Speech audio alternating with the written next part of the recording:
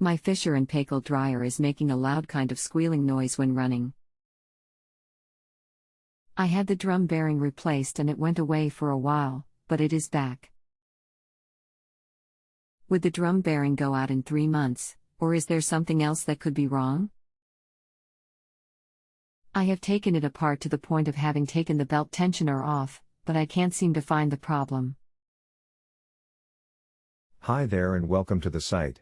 Thank you for your inquiry. I will be assisting you with your question today. Use some silicone spray, or even motor oil and lubricate the shaft that the idler's wheels spin on. Push the wheels left and right and make sure you get the lubricant into the inner part of the wheel that has contact with the metal shaft it spins on, etc. Then reassemble and test run the dryer and let me know how it goes. Thank you. Will WD-40 work? That is all I have for now and the noise is gone. Thank you.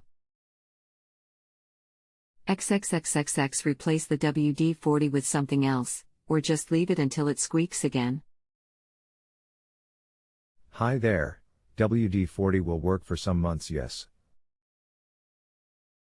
I use sewing machine oil on them when I do service repairs, but any engine oil will do nicely. Also,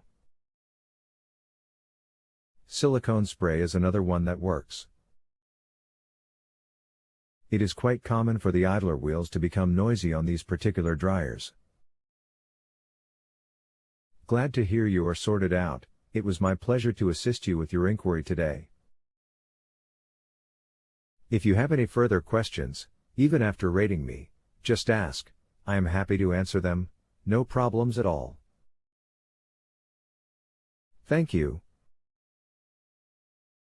If you have a home improvement or appliance question and want to chat with an expert now, visit JustAnswer.com/YTHI.